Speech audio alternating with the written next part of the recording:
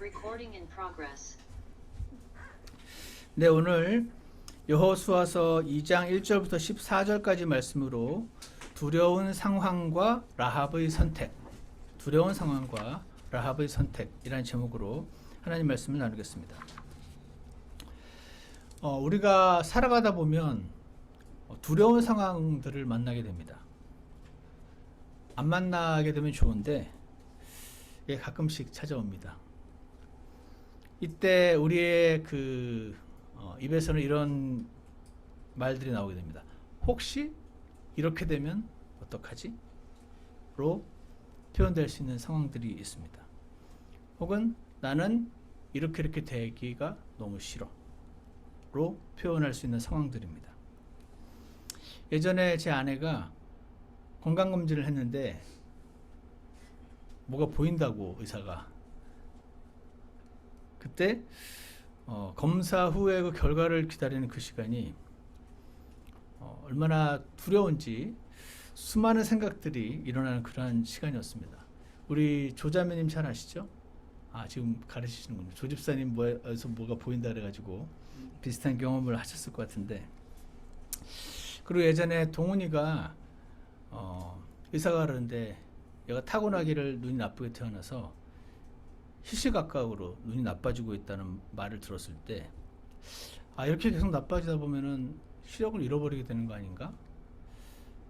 시력을 잃어버리게 되면 어떻게 되는 거지? 하는 그런 상황에서 제가 해줄 수 있는 게 아무것도 없어서 굉장히 두려웠던 기억이 있습니다. 혹시 여러분 가운데 이런 두려운 상황 가운데 들어가 계신 분이 계신지 모르겠습니다. 오늘 설교 말씀의 주제는 두려운 상황에서 라합을 떠올려야 한다는 것입니다. 왜냐하면 라합도 상황은 조금 다른데 마음이 물처럼 녹아내리고 다리에 힘이 풀려서 무릎이 딱딱 부딪힐 정도의 두려운 상황으로 들어갔었기 때문입니다. 저는 두려운 상황을 이 설교 말씀을 준비하면서 이전의 기억들을 떠올려 보면서 나는 그런 상황에서 라합을 떠올린 적이 없구나 하는 생각이 들었습니다. 기도는 했는데 라합을 떠올린 적은 없었습니다. 라합은 오늘 본문 말씀을 통해서 보게 되면 두려운 상황을 맞닥뜨렸었는데 그녀는 뭘 했냐면 하나님이 기뻐하시는 선택을 하기로 작정을 했었다. 하나님이 이렇게 하면 기뻐하시겠구나, 그 선택을 내리기로 작정을 했었다는 것을 볼 수가 있습니다. 그 결단이 그녀의 모든 상황을 변화시켰고 그녀를 구했고 그녀의 가족을 구했었다 하는 것을 우리가 보게 될 것 같습니다. 우리가 두려워하는 상황들은 조금씩 다를 수가 있는 것 같아요. 어제 밤에 12시가 넘었는데 동호한테 전화가 왔어요. 자려고 하는데 거기 이제 이름이 딱 뜨는 순간 무슨 일이지? 무소식이 소식이라고 밤늦게 전화가 오면 갑자기 뭔 일이지? 경찰서인가? 병원인가? 하는 생각이 갑작스레 떠올라서 여보세요 하고 목소리 톤을 듣습니다. 목소리 톤이 밝은가? 그리고 별일 없지? 이거부터 확인하고 그냥 했는데 자기 시간이 이렇게 된지 모르고 했다고 하면서 이제 전화가 왔더라고요. 병원에서 연락이 왔는데 남편이 지금 병원에 실려왔다 라는 말을 들으면 자초지종을 막론하고 순간 두려움이 엄습해 올 것입니다. 학교 잘 간 아이가 갑자기 선생님한테 연락이 오면 순간 엄청 놀라게 됩니다. 남편이 사업이 어렵다고 할 때도 두렵게 되고 남편이 레이오프를 당했단 말을 들을 때도 얼마나 놀랄까요? 집안에 강도가 들었을 때, 여러분 집에 강도가 들은 적 있으세요? 저는 개인적으로는 없는데 저희가 20대 때 제 아내 친구 집에 강도가 들었었어요. 혼자 살았었는데 진짜 강도가 들어와가지고 영화에서 보는 것처럼 얘를 의자에다 묶었어요. 꽁꽁. 그랬을 때 이 친구는 그때 기지를 발휘해가지고 잘 통과가 됐어요. 아무 일 없이 잘 끝났는데 실제로 그 미국에서는 집에 강도가 들어온 일이 잘 없다고 하더군요. 집에 보통 돈이 없으니까. 근데 한국에서는 집에 강도가 들어온 일이 당시에 많았었거든요. 그런 상황이 딱 닥치면은 얼마나 두려울까? 그런데 그때 어떻게 하면 이 상황을 벗어날 수 있을까? 라고 하는 게 사람의 정상적인 반응 같은데 오늘 하나님 말씀을 보니까 라합은 조금 다르게 반응을 했던 것 같습니다. 우리는 그래서 두려운 상황이 딱 닥쳤을 때 라합을 떠올려야 돼 하는 것을 여러분 오늘 한번 꼭 기억하게 되셨으면 좋겠습니다. 두려운 상황이 왔을 때 라합을 기억하라. 라합의 선택을 기억해라 하는 것입니다. 라합은 어떤 선택을 했을까? 오늘 저와 여러분은 라합이 했던 선택을 한번 살펴보려고 합니다. 라합은 하나님이 기뻐하실 만한 일이 뭐지? 라고 물었고 그걸 해야겠다라고 선택을 내렸었던 것을 보게 될 것 같습니다. 다 같이 본문을 한번 보겠습니다. 1절인데요. 여호수아서 2장 1절에 눈의 아들 여호수아가 은밀히 정탐하려고 시팀에서 두 사람을 보내며 이르되 가서 그 땅과 여리고를 엿보라 하매 그들이 가서 라합이라는 이름의 창녀의 집에 들어가 거기 머물더라. 지금 신명기, 창세기, 출애굽기, 레위기, 민수기, 신명기 끝부분에 모세가 죽습니다.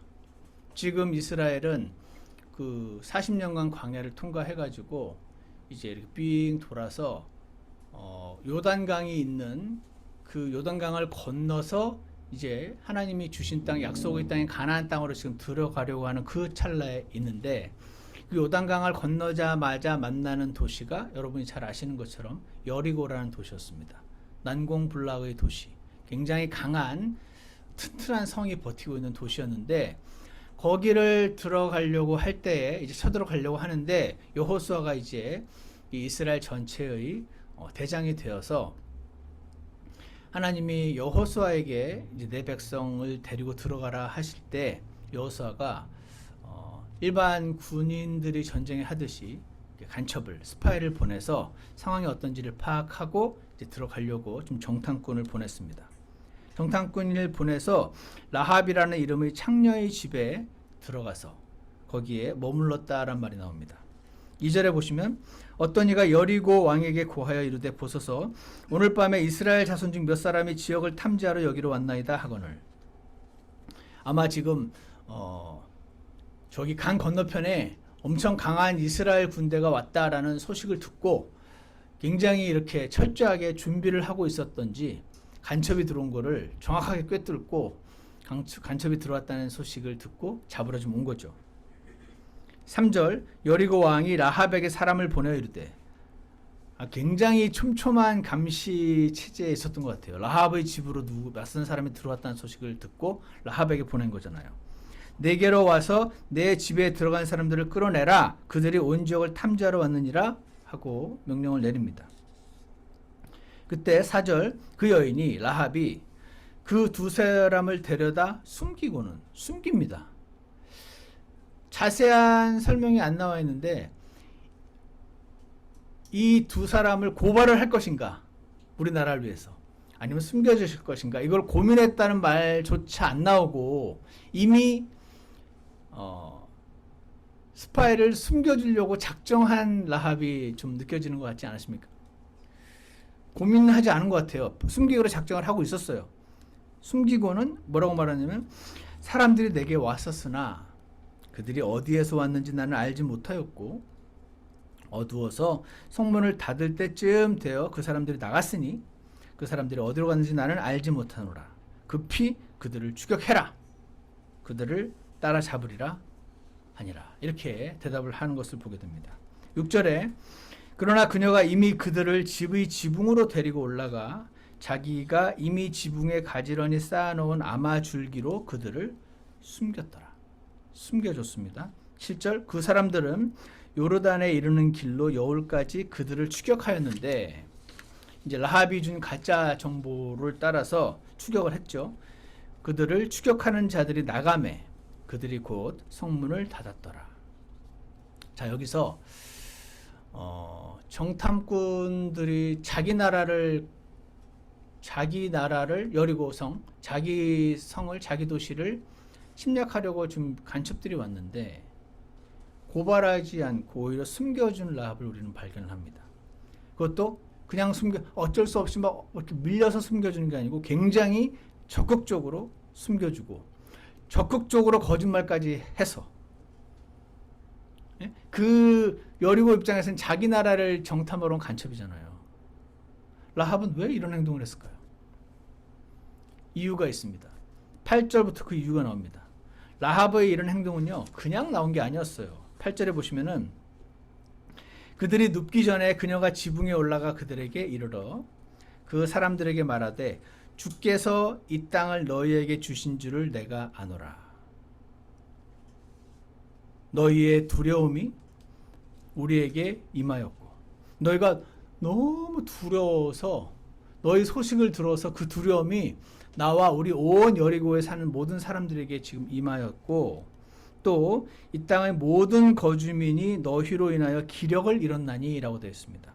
기력을 잃었나니 라는 단어가 영어로 faint라고 되어 있습니다. faint가 일반적으로 기절하다는 뜻이죠.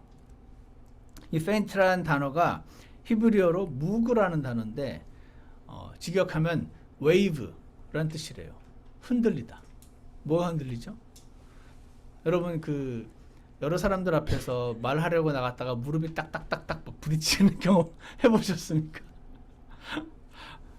제가 예전에 구원받기 전에 사람들 앞에 서서 말을 하면은 너무 떨려가지고 무릎이 진짜로 막 딱딱 부딪혀서 너무 창피하잖아요. 그래서 무릎에 힘 막 주고 무릎 안 흔들려고 막 그렇게 했던 기억이 있거든요.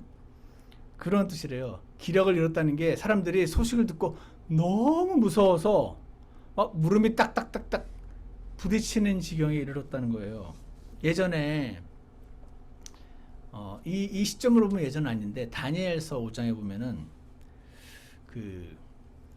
사람의 손가락들이 나와서 등잔대 맞은편에 왕궁의 회출한 벽에 글을 쓰는데 왕이 글을 쏘는 손의 일부를 보니라.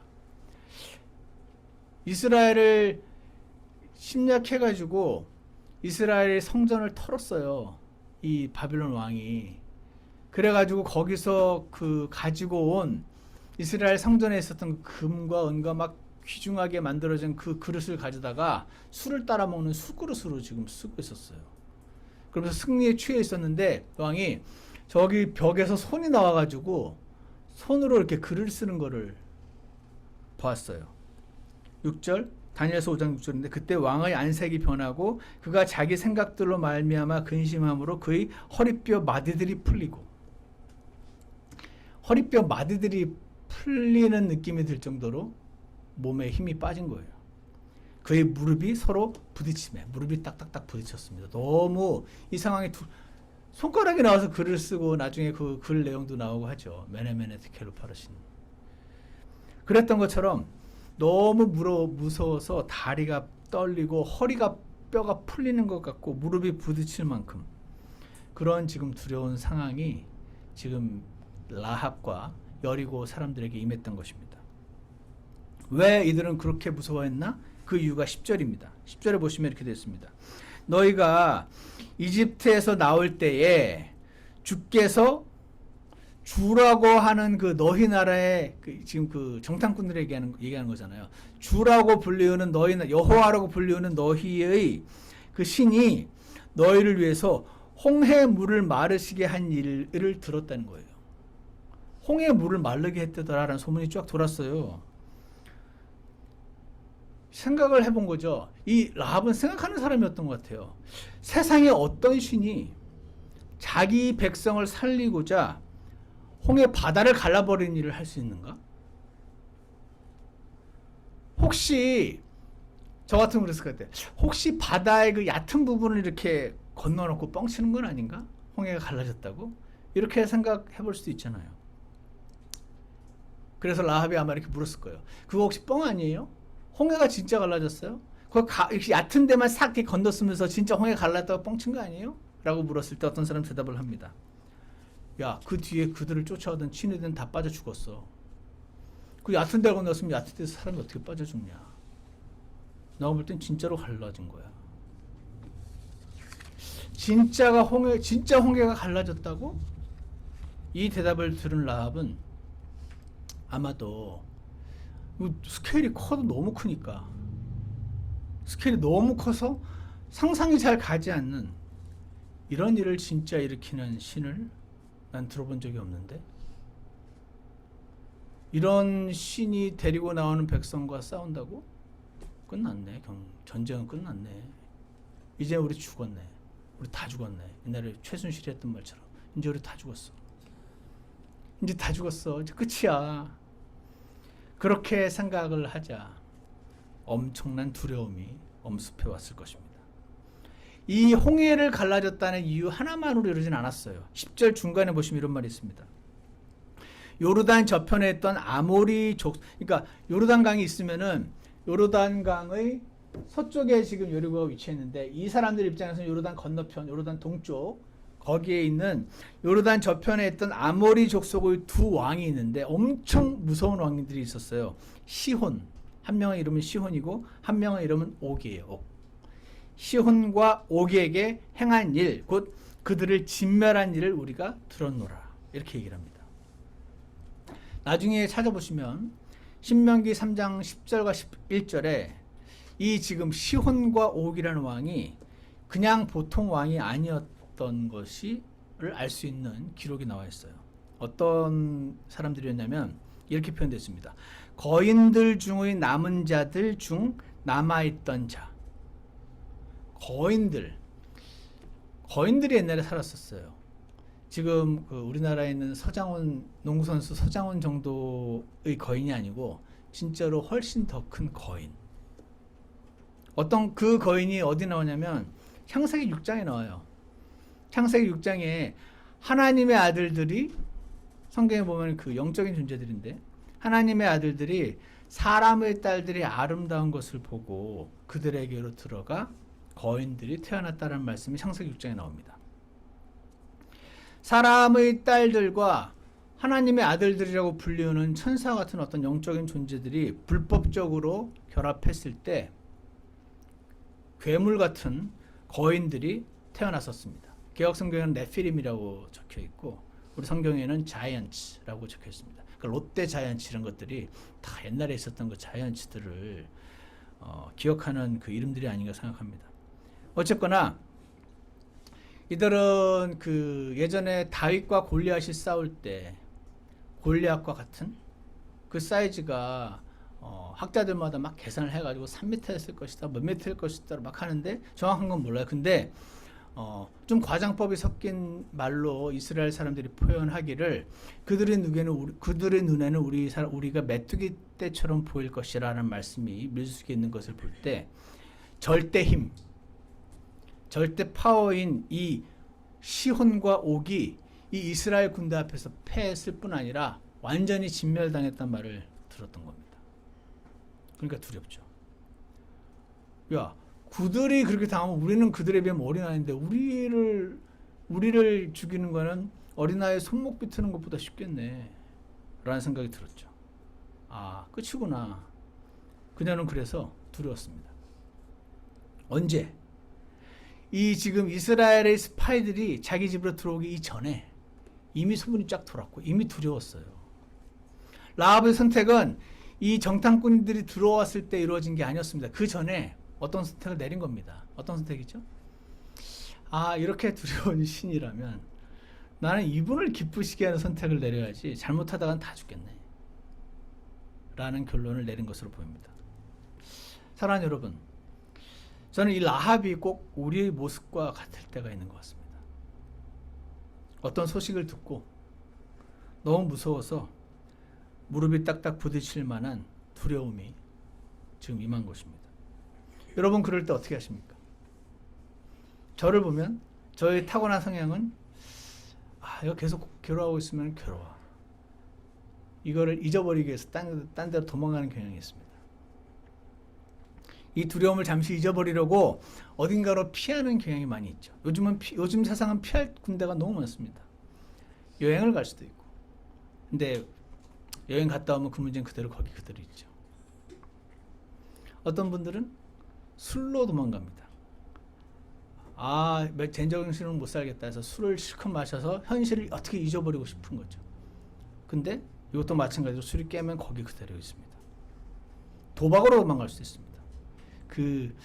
제가 어느 그 프로그램에서 봤는데 이 술이나 어떤 그 굉장히 많은 사람을 이렇게 위로해주는 그런 수많은 것들 중에 비교도 안 될 만큼 높은 수준의 그 탈출구를 제공하는 게 도박이래요.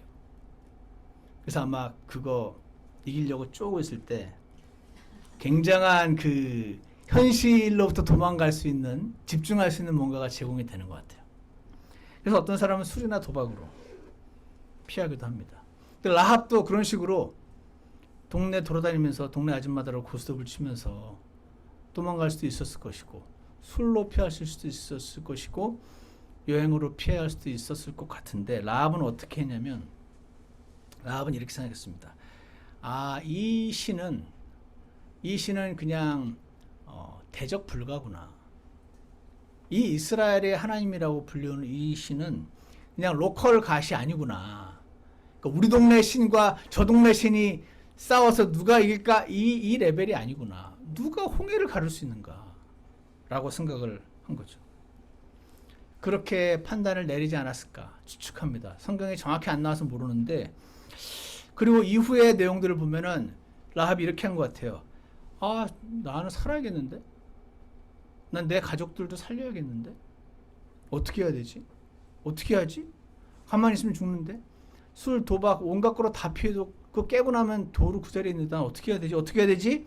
할 때 한 생각이 떠올랐습니다. 이 신이 기뻐하시는 일을 해야겠구나. 두려움 가운데 행한 라합의 선택.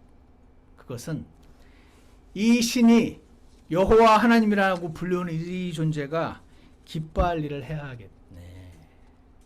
그렇게 선택을 한 걸로 보여요. 자, 여기까지 이제 라합 입장에서 한번 생각해 보세요. 너무 무서웠어요. 도저히 싸울 수가 없는 신이에요. 근데 쳐들어온대요. 바산왕 옥과 시온 다 죽였대요. 홍해를 갈랐대요. 어떻게 하지? 살아야겠는데, 난 내 가족도 살려야겠는데 어떻게 해야 되지? 이분이 기뻐하는 일을 해야겠구나. 이제 새로운 고민이 생겼습니다. 그럼 어떻게 해야지 이분이 기뻐하지? 어떻게 하면은 이 양반이 기뻐할 수 있는 선택을 내릴 수 있을까? 하고 고민을 하던 차에 하나님이 또 누굽니까? 하나님이 라합이 하나님을 기뻐하게 할 만한 선택을 내릴 수 있는 기회를 또 주시네요. 그게 뭐였습니까? 이스라엘의 정탐꾼이 라합의 집을 찾아온 겁니다. 라합이 창녀였다고 되어 있거든요. 예전 성경에는 기생이라고 했던 것 같은데 창녀가 더 정확한 번역이에요. 그러니까 창녀 집에 외부에서 낯선 남자들이 오는 거는 익숙한 일이에요. 그러니까 아마도 스파의 입장에서는 이상하게 보이지 않는 곳으로 찾아간 거겠죠.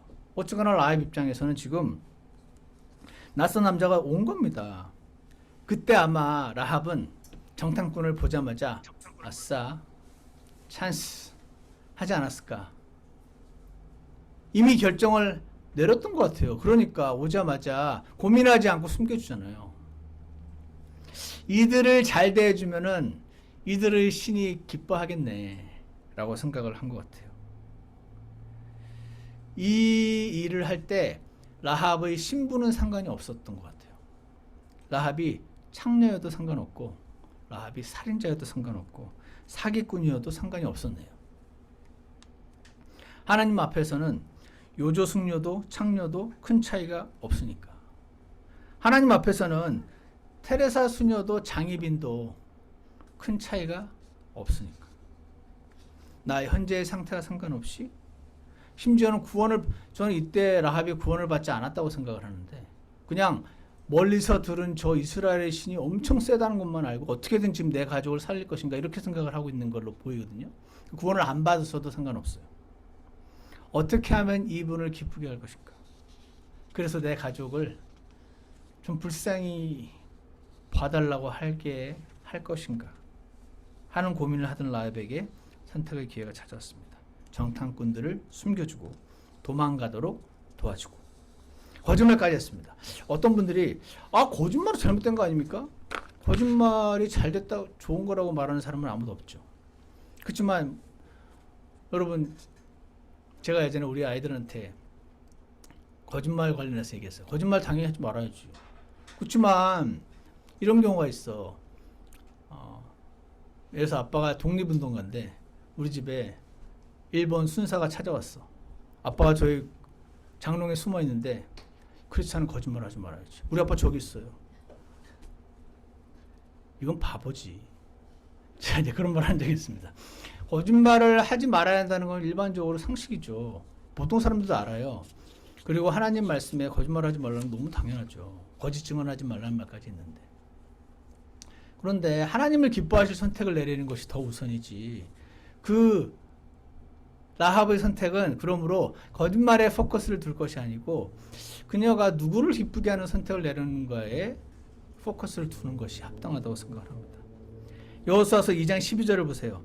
그러므로 이제 청하건대 내가 너희에게 친절을 베풀었은즉 너희도 내 아버지 집에 친절을 베풀 것을 주를 두고 내게 맹세하여 참된 증표를 주고 내 아버지와 어머니와 형제들과 자매들과 그들에게 속한 모든 자를 살려두며 우리의 생명을 죽음에서 건져내라. 이렇게 지금 이야기를 하고 있습니다. 어제 그 두 목장이 목장 모임을 했는데 은혜의 첫 번째 정의가 뭐였죠? 은혜의 첫 번째 정의는 undeserved kindness, favor. 두 번째 정의는 divine enablement다. 이렇게 우리가 공부를 했었죠. 오늘 여기서 지금 내가 너에게 친절을 베풀었은즉 이거는 첫 번째 정의 같아요. 그러니까 내가 너에게 은혜를 베풀었잖아. 너희 고발해서 다 보낼 수 있으면 너를 숨겨뒀잖아. undeserved kindness지. 내가 친절을 베풀었잖아. 내가 은혜를 베풀었은즉 너희도 은혜를 베풀어달라. 지금 이렇게 얘기하고 있습니다. 줄 거 주고 받을 거 받고. 굉장히 보통 사람이 아니죠. 예전에 워치만이라는 유명한 그 중국의 크리스찬이 이런 말을 했습니다. 하나님은 호인을 좋아하지 않으신다고. 호인, 아주 착한 사람. 착한 건 좋은 건데 내가 지금까지 성경을 보고 교회사를 봤더니 하나님은 호인을 사용하지 않으시고 자신에게 드려진 자를 사용하신다고 이런 말을 한 적이 있습니다. 하나님은 아주 착한 사람. 저는 그냥 할 일을 했을 뿐 그냥 가셔요.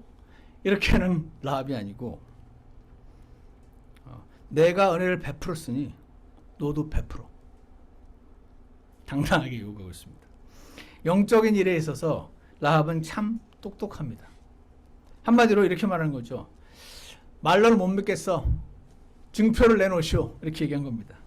그래서 2장 18절에서 그러면 너희 창문에다가 주홍색으로 실을 메어두라고. 그렇게 해서 나중에 이스라엘이 여리고를 쳐들어왔을 때 주홍색 실이 메어져 있는 그 집안에 들어있는 사람은 철저히 보호하겠다고 지금 약속을 주는 장면을 보게 됩니다. 그래서 라합은 자신의 가족들을 살릴 수가 있었던 것입니다. 두려운 상황에서 라합의 선택을 우리는 기억하기를 원합니다. 이 신을 기쁘시게 해야겠네 라는 것이 그녀의 선택이었습니다. 이 선택은요, 라합에게 자신을 살리고 가족을 살렸을 뿐 아니라 의외의 축복까지 가져다 주었습니다. 그것은 무엇이죠? 예수님의 족보에 들어가는 축복이 나왔습니다. 마태복음 1장 5절을 보시면 살몬은 라합에게서 보아스를 낳고, 살몬이라는 사람이 라합과 결혼하여 보아스를 낳고, 보아스는 룻이랑 결혼해서 오벳을 낳고, 오벳은 이새를 낳고, 이새는 다윗을 낳고, 다윗은 예수님을 낳고, 이렇게 되는 겁니다. 근데 다 아브라함은 이삭을 낳고 이삭은 야곱을 낳고 이런 식으로 돼 있지, 아브라함이 사라에게서 이삭을 낳고 이렇게 사라에게서 여자가 나와 있지 않아요. 그 마태복음의 그 1장 쭉 누가 누구를 낳고 하는 그 거기에는. 근데 살몬은 보아스를 낳고 이렇게 해도 되거든요. 근데 살몬은 라합에게서 보아스, 굳이 라합을 집어넣었어요. 이것은 마태복음을 기록하게 하신 하나님께서 마태로 하여금 여자를 존중해라 그런 정도의 차원이 아니고 그녀가 행했던 이 선택이 나를 매우 기쁘게 했다라는, 그녀의 신분과 상관없이 나는 그녀를 기억하기 원한다는 그런 의도라고 저는 생각을 합니다. 그래서 살몬은 보아스를 낳고 해야 되는 상황에서 살몬은 라합에게서 보아스를 낳고라고, 굳이 그녀의 신분이 막 대단한 집 자제도 아니고 막 귀족 자제도 아니고 그냥 창녀였는데 상관없다. 그거 예수님 안에서 다 씻을 수 있으니 상관없어. 나는 그녀의 선택을 귀히 본다. 이렇게 우리에게 말씀해 주신 것으로 저는 보입니다. 사랑하는 여러분, 라합이 굉장히 두려운 상황 안으로 쑥 들어왔습니다. 지금 살다 보면 피할 수만 있다면 정말 피하고 싶은 그런 두려운 상황들에 들어옵니다. 이 상황들 다 안 좋아하죠. 그런데 살다 보면 꼭 한 번씩 옵니다. 아차 하고 정신을 차리고 나면 지금 그런 곤란한 상황에 들어가 있는 나 자신을 발견하게 될 때가 있습니다. 야, 이거 큰일 났네 라고 느껴지는 그 순간 뭘 해야 된다고요? 라합을 기억해라. 라합을 기억해라. 라합이 뭘 했길래 기억하라는 겁니까? 그녀는 지금 이 상황을 허락하신 하나님을 기쁘시게 하는 선택을 내리기로 결심을 했었습니다. 그런 그녀에게 하나님은 기회를 주셨네요. 정탐꾼들이 왔어요. 그때 그분을 기쁘시게 하는 선택을 내리고 그녀는 하나님으로부터 자격 없는 자에게 베푸시는 호의, 친절, 은혜를 받았던 것입니다. 저는 저와 여러분이 오늘 이 말씀을 듣는 모든 분들이 하나님을 기쁘시게 하는 선택을 내리라고? 뭐죠 그게? 하나님, 제가 어떻게 하는 게 하나님을 기쁘시게 하는 선택인가요? 한번 생각해 보시면 좋겠습니다. 저는 오늘 구체적으로 이렇게 하는 것이 하나님을 기쁘시게 하는 선택입니다라고 굳이 말씀을 안 드리려고 합니다. 각자 처한 상황이 전부 다르기 때문에. 근데 한 가지 확실한 거는 그런 상황이 오기 전에 이미 이 하나님이 소식을 듣고 이 두려운 상황을 처했을 때 다리가 딱딱 부딪히고 막 페인트, 기절하기 직전의 상황에 지금 도달했는데 그녀가 나는 내 가족을 살려야겠는데 하나님이 기쁘시게 하는 선택을 해야겠는데 이미 결정을 내렸을 때 그녀에게 그 선택을 실천할 수 있는 기회를 허락하신 하나님을 저는 발견합니다.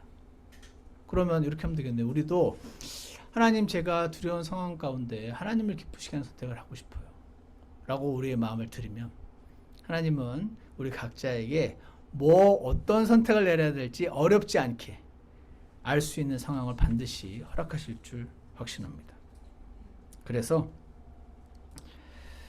라합은 하나님을 기쁘시게 해야 되는데 라고 마음을 먹었을 때 정탐꾼들을 만났습니다. 저와 여러분에게도 하나님을 기쁘시게 할 만한 상황을 알려주실 줄 믿습니다. 그때 꼭 반드시 하나님을 기쁘시게 하는 선택을 하시기를 축복합니다. 오늘 이제 설교가 끝나고 초청 시간이 있습니다. 주님, 제가 어떤 선택을 내리기를 원하시죠? 라고 주님께 꼭 물어보시기를 원합니다. 주님, 제가 지금 상황에서, 지금의 어떤 두려운 상황에서 만약에 아직 현재는 두려운 상황에 빠지지 않으신 분이 계시다면 앞으로 올 그 상황에서 제가 어떤 선택을 내려서 하나님을 기쁘시게 해야 되나요? 알려주세요. 저는 미국 사람들은 covet 이라는 표현을 많이 I covet God's grace upon Rahab. 하나님이 라합에게 주셨던 그 하나님의 은혜 저도 얻기 원합니다 라는 고백을 드리시기 원합니다. 그래서 하나님이 기뻐하실 만한 선택을 내리도록, 그래서 나도 라합처럼 나를 살리고 내 가족을 살리고 하나님의 그 영광의 리스트에 들어가는 그런 축복을 얻고 싶다고 고백하고 결심하는 그런 오늘이 되시기를 주 예수님 이름으로 축복합니다. 기도하겠습니다. 선하신 하나님 아버지, 오늘 라합에게 임했던 그녀의 두려운 상황을 우리가 잠시 살펴보았습니다. 그녀는 똑같은 상황을 다른 모든 여리고 사람들과 동일한 상황을 경험을 하는데, 그녀는 무엇이 똑똑한 사람이었는지 그녀는 그 상황에서 그 이스라엘의 하나님 신을 끝까지 대적해서 장렬하게 전사하겠다는 선택을 내리지 않고 어떻게 하면 이분을 기쁘시게 할 것인지, 그분의 은혜를 구해야겠다는 선택을 어떻게 내릴 수 있었던 것인지 잘 모르겠습니다. 선하신 하나님, 그렇지만 그녀는 그 두려운 하나님의 존재를 기억했을 때 그분을 기쁘시게 하는 선택을 내리면은 그분이 나를 긍휼히 여겨 주시지 않을까 하는 마음의 결정을 내렸었고, 정탐꾼이 찾아왔을 때 한치의 망설임 없이 그들을 숨겨준 대가로 목숨을 잃을 수도 있었겠지만 그러한 선택을 내리고 결국은 자신을 살리고 가족을 살리고 그리고 하나님의 주 예수 그리스도의 영광스러운 그 족보 안에 들어가는 영광까지 얻게 된 것을 볼 때에 하나님은 그 사람의 현재 상태를 고려하지 않으시고 자신을 기쁘게 하는 선택을 내리는 자들을 찾고 계신다고 생각됩니다. 선하신 하나님 아버지, 저희가 두려운 상황에 이미 들어가 있든 아직 들어가 있지 않든 하나님을 기쁘시게 하는 선택을 내렸던 라합을 기억하게 해주시고 두려운 상황 가운데 라합의 모범을 따르는 자들 되도록 축복하여 주시옵소서. 저희가 어떤 선택을 내리든 그 선택의 주체는 나 자신이고 하나님께서는 선택을 강요하지 않으신 것을 잘 알고 있습니다. 선하신 하나님 아버지, 두려운 상황 가운데 하나님을 기쁘시게 하는 선택을 내렸던 라합을 기억하게 해주셔서 저희도 동일한 선택을 내리고 동일한 은혜를 얻을 수 있도록 축복하여 주시옵소서. 예수님 이름으로 기도드렸습니다. 아멘. 다 같이 찬송가 464장 함께 부르겠습니다.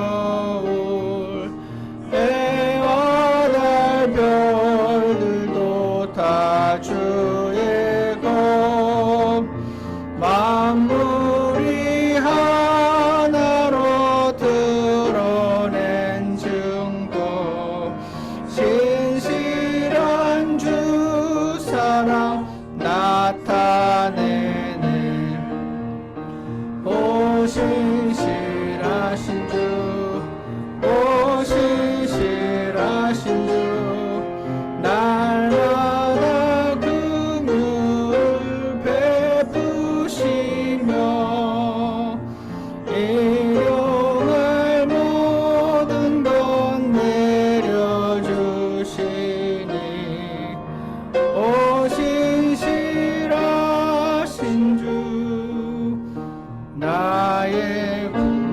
우리 잠깐 기도하는 시간 갖겠습니다.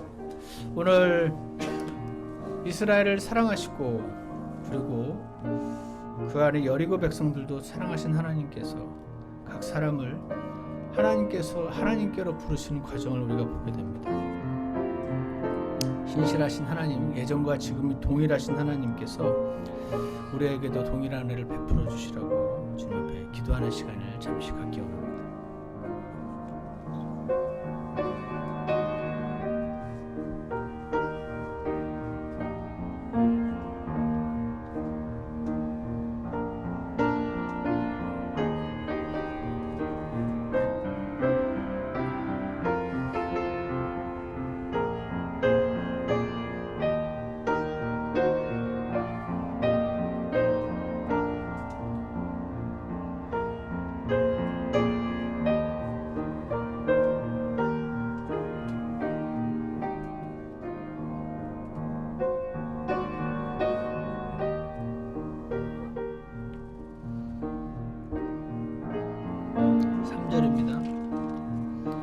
내 죄를 사하여 안위하시고 주 친히 오셔서 인도하네.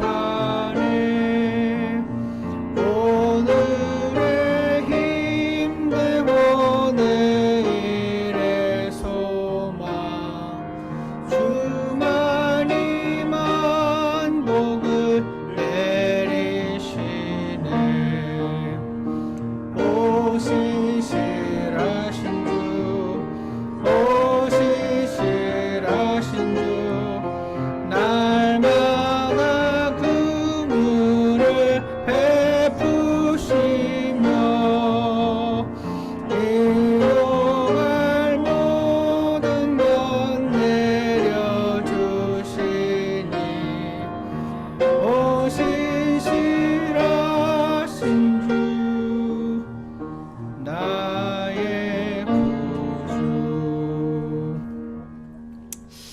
한 채의 오차도 없으신 하나님, 이제 이스라엘을 새롭게 이끌어야 되는 여호수아에게, 두려워 떨고 있던 여호수아에게 두려워 말라고 하시고, 내가 이미 준 땅으로 그냥 데리고 들어갈 자가 필요하다고 말씀하시고, 너는 그냥 나와, 내 말씀 안에서 나와 동행하자고 말씀하시고, 내가 모든 것을 알아서 하겠다고 말씀하신 하나님께서 이미 다 이루어졌던 사건들을 통해서 여리고 백성들을 두려움에 떨게 하시고, 그 가운데 하나님을 기쁘시게 할 만한 선택을 내린 사람들을 찾으셔서, 이 전쟁은 이미 하나님의 손 안에서 끝낸 전쟁이고, 다만 하나님을 따랐던 여호수아를 하나님께서 격려하시고 그냥 하나님을 기쁘시게 하겠다는 그 선택 하나만으로 창녀조차 가리지 않으시고 그녀를 축복하신 하나님의 이 크신 은혜와 크신 계획과 사람의 지혜로 다할 수 없는, 그러나 주께 너무 어려워서 불가능이 없으신 그런 하나님의 일하심을 조금이나 엿보게 됩니다. 선하신 하나님 아버지, 전쟁은 주께 속하였으니 다만 자신을 기쁘시게 할 자를 찾으시고, 다만 자신과 동행하고자 하는 자들을 찾으셔서 그들을 선하게 이끄시는 하나님의 그 은혜를 지금 저희도 맛보고 경험할 수 있도록 은혜를 베풀어 주시옵소서. 두려운 상황 가운데 하나님을 바라보는 자들 되게 해주시고, 그리고 하나님을 기쁘시게 하는 일들을 찾아서 선택해 나가고 주님을 바라보는 저희들 되게 하셔서 하나님의 다함없이 큰 은혜를 받아 누리고 주님을 더 많이 알게 되는 그런 저희들 될 수 있도록 축복하여 주시옵소서. 감사를 드리며 예수님 이름으로 기도드렸습니다. 아멘. 예배를 마치겠습니다.